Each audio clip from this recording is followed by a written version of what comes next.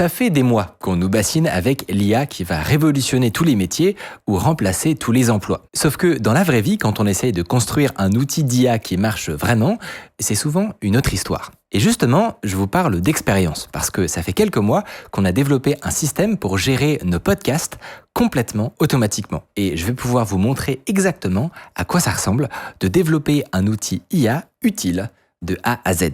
Pas une vague interface par-dessus ChatGPT ou une énième automatisation de triage d'emails, mais un outil concret qui tourne en production et qui résout un vrai problème. Le but, c'est de montrer l'envers du décor de l'IA en entreprise.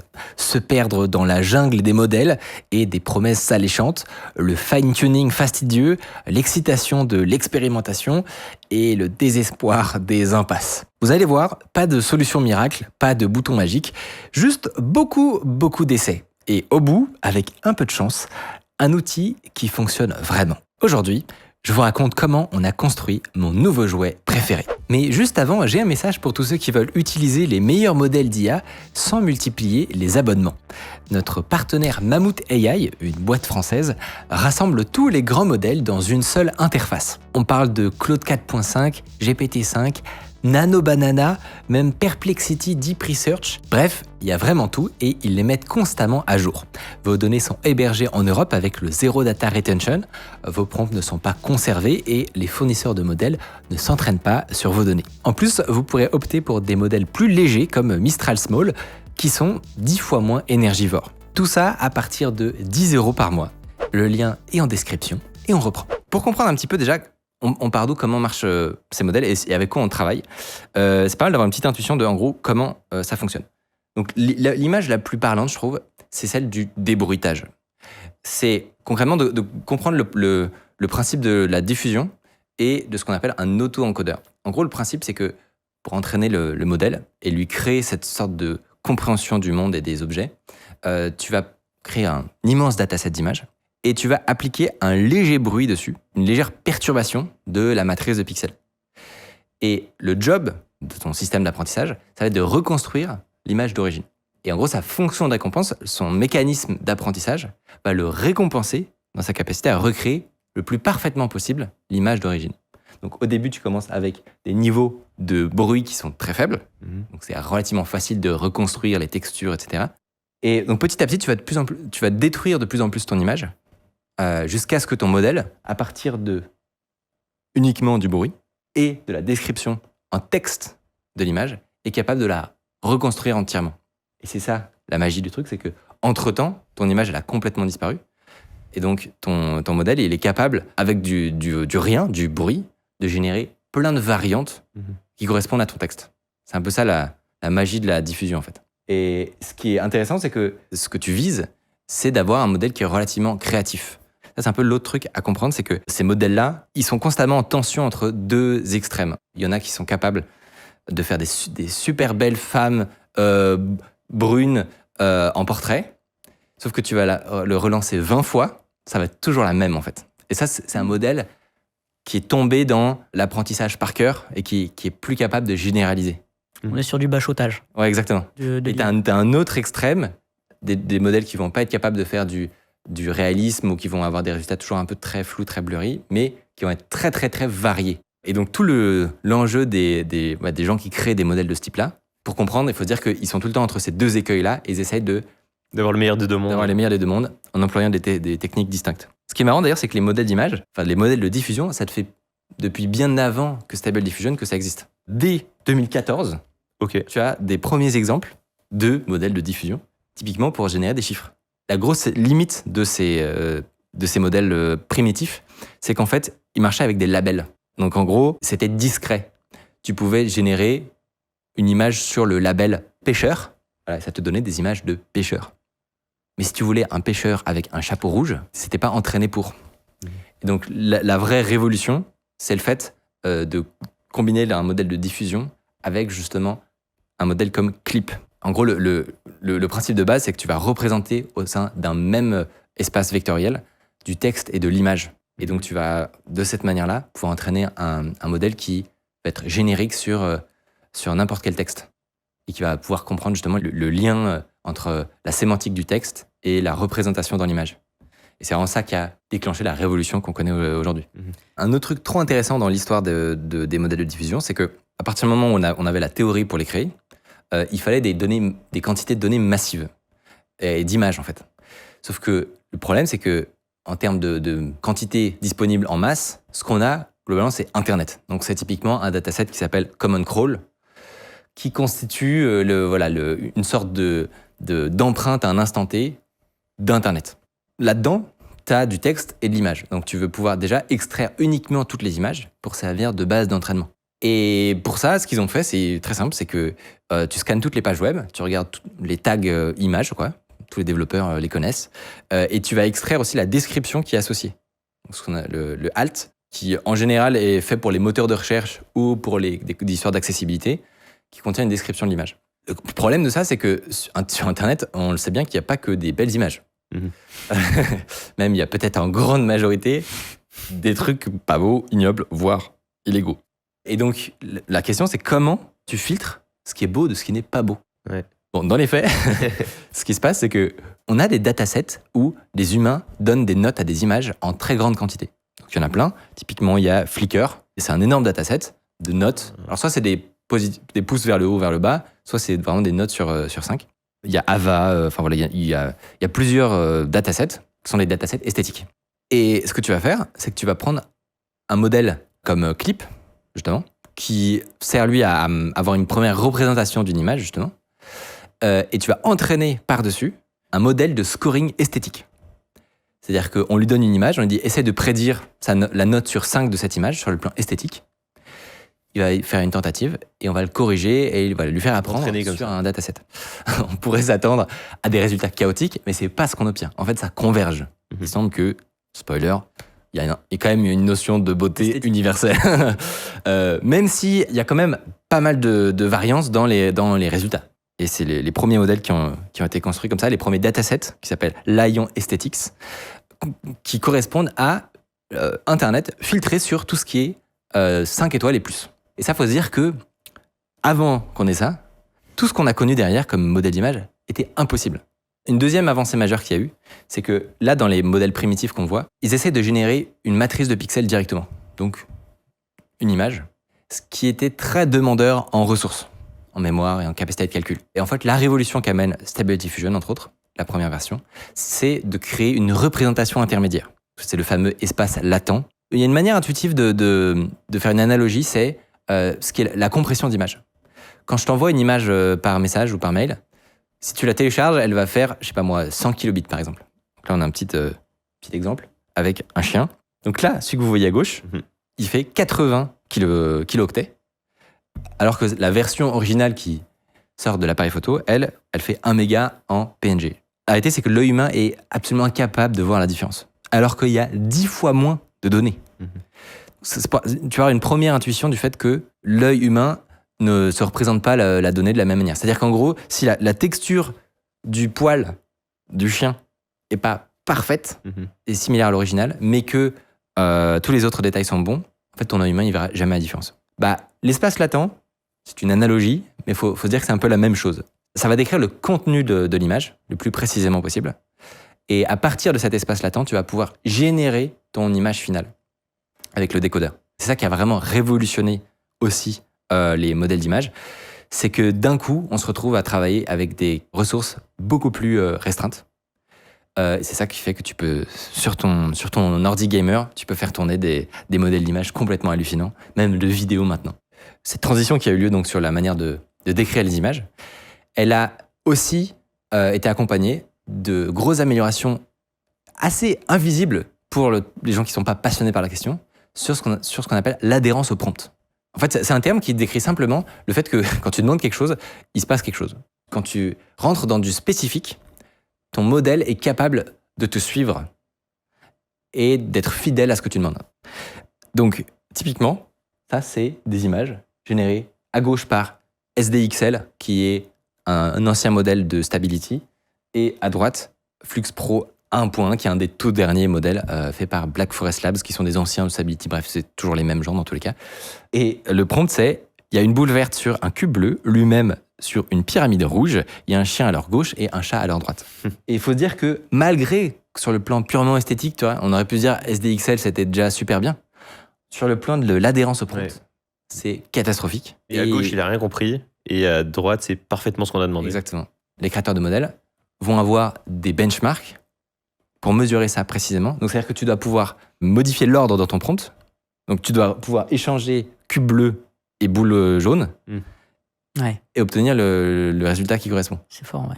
Ça peut paraître anodin comme ça, mais la réalité, c'est que dès que tu veux commencer à utiliser ces modèles de manière professionnelle, si t'as pas ça, C'est ça aléatoire. change tout en fait, exactement. La dernière nouveauté la plus récente, que vous avez peut-être vu passer avec des annonces de Google par exemple, avec des modèles qui s'appellent Banana, Nano Banana ou Context. Ce sont des modèles qui sont en capacité d'éditer ton image sans la détruire. Avant, dans ton processus de création d'image, mettons tu veux créer tu as un poster, c'était quoi tes possibilités pour travailler de manière itérative? Donc tu fais ta première génération d'images, souvent elle est bien, mais elle n'est pas parfaite. Donc ça, c'est 99,9% du temps. Historiquement, tes options pour retravailler ça, c'était par exemple de faire de lean painting. Donc en gros, tu pouvais sélectionner une zone de ton image et aller faire des générations supplémentaires dans un espace contraint. Ça marchait à peu près. Alors déjà, c'est pas honnêtement aussi parfait que ça en a l'air. Et en gros, deuxièmement, c'est limité à justement une édition ciblée. Donc par exemple, je vous prends en photo, j'aimerais vous dire, j'aimerais cette image en un peu plus contrastée et changer la lumière derrière vous pour qu'elle soit plus bleue mais qu'elle soit verte. Non, bon, déjà dans Photoshop, comment il faudrait faire ça? Donc il faudrait aller modifier les pigments bleus pour qu'ils deviennent verts. Et aussi les lumières derrière vous. C'est-à-dire que vous avez une backlight qui vient de derrière vous, qui est bleue. Et donc, en fait, il y a des liserés de lumière et des reflets partout du fait qu'il y a cette lumière derrière vous. Ça, historiquement, avec un bon modèle, soit du premier coup, tu arrives à le générer et il est excellent pour y arriver. Mais si, en deuxième temps, tu veux faire des changements locaux, ça marche pas, c'est mort. Là, la révolution des nouveaux modèles, comme Nano Banana, c'est que c'est un Photoshop, mais avec qui tu parles par message, en fait. Et donc tu dis changement à la couleur de la lumière, tu changes la lumière et toutes les conséquences que ça a sur l'image. En préservant ton visage, les identités, le reste du décor. Et c'est ça la nouveauté, c'est de la modification non destructive. Parce qu'il va pas régénérer toute l'image en essayant de coller au plus proche de l'ancienne. Dans les faits, le modèle derrière te régénère toute l'image, mais il est fait de sorte à s'orienter uniquement sur les changements que tu as demandé et pas aller détruire le reste. Et alors je vous dis ça, c'est pas on ou off. Hein. C'est-à-dire que il va peu modifier. Et Context, quand c'est sorti il y a 6 mois, allez modifier ta gueule et t'allais devenir quelqu'un d'autre. Les bananas récents le font quasiment plus. Okay. Voilà, faut le voir comme une progression exponentielle, quoi. Un cas d'usage typique, et nous qu'on utilise réellement, c'est on va faire par exemple, une miniature de vidéo entièrement nous-mêmes. Pas une IA n'a été utilisée dedans. Par contre, quand on va vouloir faire un A/B test, on va lui demander de créer 3 autres versions où cette fois tu lui mets un chapeau sur la tête, où tu changes le texte. Donc là, par exemple, dans les miniatures, il y en a certaines dont le texte est généré. Ah, fort. Ok. Je pense par exemple à celle qui parle de Dozint, avec Sylvain. On a donné à l'IA une première version avec un autre texte. On lui a demandé de la changer. En fait, il a compris quelle était la police de caractère de la première image. Ça, c'est fou, ça. Et donc, il est capable de te régénérer un texte différent. Alors ça peut paraître un peu con pour les gens qui font du Photoshop parce qu'au final c'est juste modifier un texte dans Photoshop, mais en tout cas la technique derrière est incroyable. Exactement. Sur celle-là aussi, spoiler, Sylvain le jour J n'était pas venu avec un gilet jaune. Ça, j'avoue, ça m'avait donné un petit indice. De même qu'il est réellement venu avec des objets qu'il nous a présentés, mais ils n'étaient pas emballés dans une jolie case, une flight case noire toute propre. Je vais vous montrer justement les outils qu'on a développés et tous les tests qu'on a fait. Avant de vous montrer ça, il faut juste que j'explique un tout petit peu quand même le contexte pour ceux qui ne connaissent pas à quoi ressemble notre métier en fait. 90% de notre énergie et de nos ressources et de notre argent passe dans le fait de créer des vidéos. Il faut s'imaginer que là, typiquement, nous, quand on sort des documentaires sur la chaîne Micode, j'avais fait les calculs, mais en temps homme, c'est genre 5 mois de travail, quoi. Alors qu'ils se répartissent entre Plusieurs personnes. 4 et 6 ou 7 personnes parfois. Globalement, ça nous coûte entre 30 000 et 50 000 balles à peu près. Donc, il faut s'imaginer que l'enjeu de si ça marche, déjà, ça nous fait plaisir, ça fait plaisir à tout le monde, mais on joue quand même un peu notre vie, quoi. La survie de la ouais, boîte derrière. exactement. Globalement, on a envie que ça marche. C'est pas purement pour vous faire chier qu'on fait 12 versions du titre et plein de miniatures, etc. Et le deuxième truc à comprendre, c'est que le but n'est pas de faire comme avant, mais en plus efficace. Parce que ça pourrait être une impression légitime que tu peux avoir, c'est de dire, ok, l'IA, en fait, ça sert à remplacer les gens qui faisaient ce boulot avant. La réalité, c'est que c'est pas du tout ce qui se passe et c'est pas du tout ce que on observe. Voilà, globalement, on travaille avec un graphiste en interne, enfin ça n'a pas changé. Pour le coup, ce qui a changé, c'est qu'il a une casquette un peu plus stratège de YouTube. Mais nous, ce qui se passe, c'est qu'en fait, pour chaque vidéo, du coup, on va faire 25 miniatures. Et c'est ce que tu vois, ce qui se passe partout. C'est MrBeast, même en France, on voit ça sur plein de gros YouTubeurs. C'est que, en gros, ça décuple le besoin. Et donc, on se retrouve à en faire beaucoup, beaucoup plus. Et globalement, à l'échelle de la boîte, on n'a jamais autant bossé, en fait, avec des créatifs que maintenant. Donc, le premier truc que j'ai voulu tenter il y a à peu près 1 an, c'est d'essayer de créer une IA qui génère des miniatures de la chaîne Underscore. Mais de zéro, en entier. Juste pour voir ce qui était possible de faire. Le point de départ, ça ressemblait à ça. Tu as une petite interface où tu mets l'intro de la vidéo. Donc là, on peut dire... Le texte. Voilà, ouais, c'est ça. Avec potentiellement des détails supplémentaires. Donc là, on va dire... Bonjour, on va parler des métaglaceuses. Ce que tu dis dans l'intro de la vidéo, en fait. Ouais, c'est ça. Ok. Des lunettes révolutionnaires. Voilà, hop. La première chose qu'on lui demande, c'est de générer des nouvelles idées. Donc d'intro. Ouais, des idées de miniatures. Donc il va arriver avec une liste d'idées. Et comme souvent avec tout ce qui est modèle de langue, etc., c'est qu'il est très nul pour en générer une bonne, mais il peut en générer 14, dont 2-3 sont pas trop mal. Ok. Donc là, il me fait des lunettes géantes qui flottent au-dessus de la ville. Et donc je garde seulement celles que je veux générer. Ouais. Je fais Generate Thumbnails pour gagner du temps.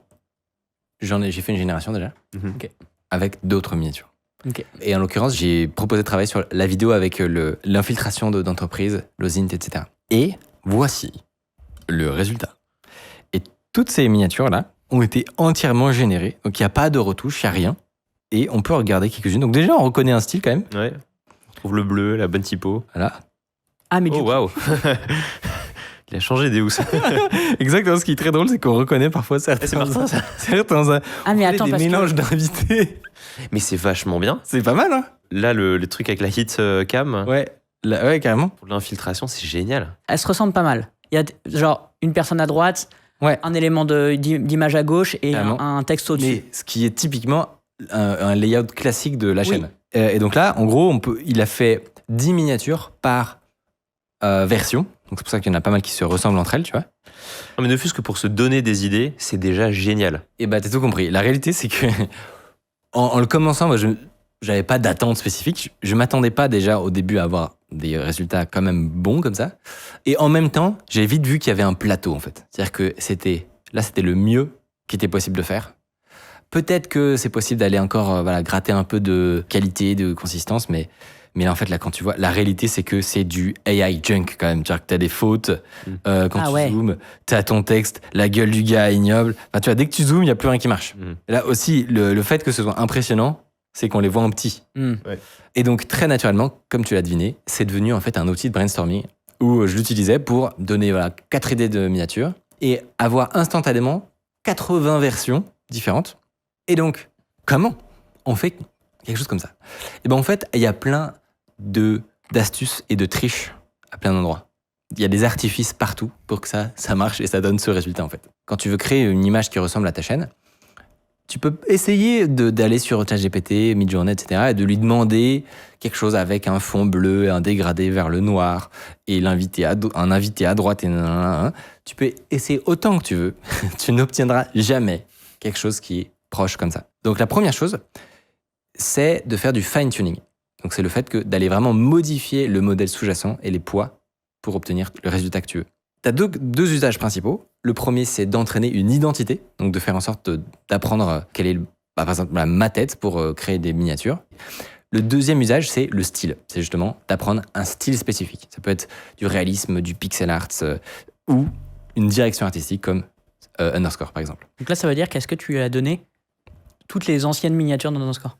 Je lui ai donné des miniatures d'Underscore. Ok. Mais justement, bonne transition, combien il en faut? Eh ben, ça dépend du type d'entraînement que tu fais. Tu peux faire des entraînements complets du modèle, donc un fine-tuning sur l'ensemble des poids du modèle, ou tu peux faire ce qu'on appelle un LoRa, où là, pour le coup, tu vas dégeler uniquement quelques couches. Donc, tu peux choisir combien de couches tu vas dégeler, justement, entre 16, 32. En gros, tu vas infléchir la trajectoire juste avant qu'ils te fournissent une sortie, en fait. Et là, pour le coup, tu peux être sur un dataset beaucoup plus petit. J'ai un peu essayé les deux, justement. Tu as des API qui te permettent de facilement entraîner des modèles comme Flux, soit en entier, soit avec du LoRa. Et en fait, on a des très mauvais résultats sur l'entraînement en entier. Donc là, c'est des entraînements avec seulement des datasets de 20 images. Ok. Il y a un premier tricks à comprendre qui donne des résultats comme ça. C'est que pour des bons résultats, tu as plein de paramètres que tu peux modifier. Donc, un premier paramètre, c'est par exemple la vitesse d'entraînement, le learning rate. Et là, il faut le voir comme un étudiant. C'est-à-dire que tu peux soit bachoter, apprendre très vite, mais avec des risques que ta mémoire elle soit fucked up, soit tu peux apprendre lentement, et là, tu as beaucoup moins de chances d'oublier et d'être à côté de la plaque. Il faut dire que c'est la même chose. Tu as d'autres paramètres comme ça, donc je vous ai dit le nombre de layers que tu vas vouloir dégeler. Et la conclusion qu'on a réalisée, c'est qu'il n'y a pas de recette magique du tout. Et le seul moyen qu'on a trouvé pour avoir des bons résultats, c'est de faire littéralement une matrice et de tester tous les paramètres, un par un, jusqu'à avoir un modèle qui marche bien. Donc à la fin, on est arrivé avec, je pense, 20, 30 modèles différents. Et après, comment tu sais lequel est le bon? Eh ben, tu testes. Alors, sur chaque modèle, tu donnes 5 entrées différentes. Tu filtres ce qui est bon, ce qui est pas bon. Et vraiment, c'est assez long et pénible à faire. Et c'est le seul moyen qu'on a trouvé, en tout cas, d'avoir un bon modèle qui donne des bons résultats. La deuxième supercherie qui fait que là, ça donne des aussi bons résultats, c'est au niveau des prompts. C'est qu'en fait, j'ai fini par réaliser, en ayant des très mauvais résultats pendant longtemps, que le modèle n'était pas non plus assez intelligent pour comprendre la structure sous-jacente des miniatures. Et le fait que on a des miniatures où il y a un gros texte sur le côté, une flèche et quelque chose. Où on a un invité, un texte et une boîte. Où on a un truc qui fait un peu schéma avec ce style-là. Jusqu'à ce que je comprenne qu'il fallait le guider plus. Et je trouve qu'il y a un truc hyper intéressant derrière à comprendre sur ces modèles-là. Et que même s'ils ne sont pas intelligents, ils sont très bons pour trouver quel est le schéma qui correspond le mieux à telle ou telle situation. Et donc, la pipeline qui permet de générer ces miniatures, elle a décrites 5 ou 6 templates de prompts qu'elle peut aller utiliser et remplir. Il y a de l'adaptation quand même. Donc là, typiquement, quand elle fait un style comme ça de schéma, elle va s'adapter. Donc elle va instruire le modèle pour qu'il modifie telle ou telle partie du prompt de manière intelligente. C'est pas non plus un formulaire, le truc. Mais c'est ça qui a permis d'avoir des résultats aussi bons derrière. Et il y a un autre exemple de ça qui est trop intéressant, c'est les applis qui étaient capables de te générer des landing pages, des sites web complets avec un prompt. Ouais. On s'est dit, waouh, c'est dingue. Tu mets un prompt, ça te sort une page d'accueil d'un site web ultra léché, parfait. Et en fait, la réalité, c'est que derrière, tu avais une base de données, de segments de sites, de slides, que le modèle pouvait utiliser, changer l'ordre, etc. Et je trouve que c'est une super intuition pour comprendre comment utiliser au mieux les modèles maintenant et comprendre qu'ils sont pas, enfin tu vois, ils sont pas si intelligents, mais par contre, ils sont extrêmement bons pour adapter et répliquer. Ouais, répliquer, adapter, utiliser dans une boîte à outils que tu leur donnes des choses un peu pré-mâchées et les adapter à la situation qui correspond. Il faut aborder un peu tous les problèmes que tu vas résoudre avec des LLM de cette manière en fait, pour avoir des bons résultats. Le truc pour le coup qu'on s'est mis à vraiment utiliser tout le temps et qui est un système automatique, intégré à un workflow, c'est la publication de nos podcasts. Peut-être vous vous souvenez, mais on a toujours été des très mauvais élèves sur les podcasts parce que quand on se concentre sur la chaîne YouTube, on a du mal à tout gérer en même temps, on n'est pas une grande équipe. Et donc cet été, j'ai décidé d'y remédier en créant un système quasiment automatisé de publication de nos podcasts. Et donc l'idée, en fait, c'est que en podcast, c'est simplement une version un petit peu coupée en enlevant ce qui n'est pas nécessaire, typiquement le sponsor, des choses comme ça, de la vidéo qui est sortie sur YouTube et que ça se passe plus ou moins en autopilote. Donc quand on a une vidéo sur YouTube, elle est récupérée par le système automatiquement. On fait les découpes qu'il faut. On les rajoute dans une base de données qui ressemble à ça, sur Notion. Là, dès que des vidéos sortent, elles sont rajoutées. Donc là, typiquement, notre dernière vidéo Mi-Code, elle a été rajoutée toute seule. Voilà, on choisit la date de publication du podcast, on met saved, et c'est tout. Terminé. Ok. Le podcast est Il va être publié. il va être publié. Et donc là, le seul travail qu'il y a eu, c'est qu'il y a eu un monteur en amont qui a enlevé les parties que tu voulais pas avoir dans le Non, podcast. non, le montage se fait tout seul. Ah, donc enlever le sponsor, par exemple. Ça se fait tout seul. Ça se fait tout seul, d'accord. Ouais. Donc déjà, pour ceux qui sont amateurs de podcast, sachez que cette année, il va y en avoir beaucoup, beaucoup plus. Donc c'est tous les lundis et jeudis matin, il y aura Underscore et les documentaires qui seront Génial. sur les plateformes de podcast. Et la raison pour laquelle je suis à peu près serein de m'y engager, c'est que on n'a rien à faire pour que ça se produise. J'allais vraiment dire, la Micorp, l'humain n'est pas fiable. C'est vraiment. Il y a un truc de... Voilà, on est monotache, on va dire. On est Oui, monotache. c'est vrai, En ouais. gros, on s'occupe d'un truc, mais si c'est en dehors, ça marche pas. Sauf si c'est automatique. Pour l'avoir fait pendant plusieurs années, c'est chiant. C'est Ouais. très chiant. Elle n'a aucune valeur ajoutée. C'est juste chiant. Le problème, c'est qu'en podcast, les miniatures, elles sont carrées. Mhm. Oui, Elles sont pas horizontales. complètement. Alors, comment faire 3 petits points. Eh ben, la solution, c'est super simple, c'est de faire un système d'inpainting. Donc, globalement, notre but là, c'est de trouver un système pour que, à partir d'une miniature, on vienne combler ce qu'il y a en haut et en bas. Ok. Et au début, on a fait des tests assez simples comme ça avec de l'inpainting et ça donnait des mauvais résultats. Et globalement, on commence à arriver à des bons trucs.